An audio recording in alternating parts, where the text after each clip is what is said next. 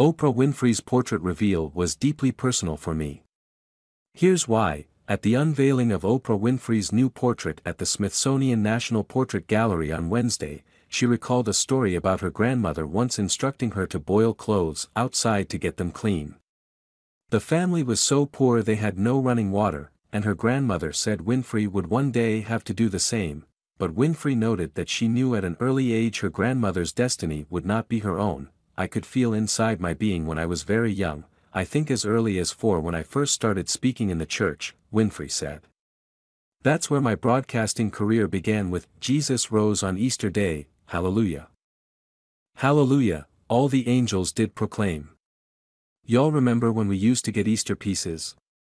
Boy, did I ever remember. Like Winfrey, I, too, was the little girl growing up in a black church who was prodded, hair perfectly pressed and dress stiffly starched, to stand in front of the congregation to offer up a memorized piece. But one year we had a guest speaker, a then young television journalist named Oprah Winfrey, who I watched on WJZ-TV in my hometown of Baltimore. I was in awe that day, seeing the woman my grandmother always tuned in to watch, in the flesh, speaking from the pulpit of Whitestone Baptist Church in West Baltimore. Addressing the congregation years ago, Winfrey told the story of a female slave who, after being beaten, lied on the ground and marveled at the stars all around her.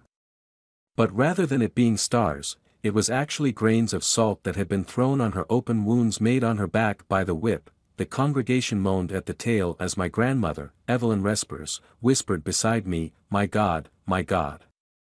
I was entranced. Winfrey was the first black female journalist I had ever seen.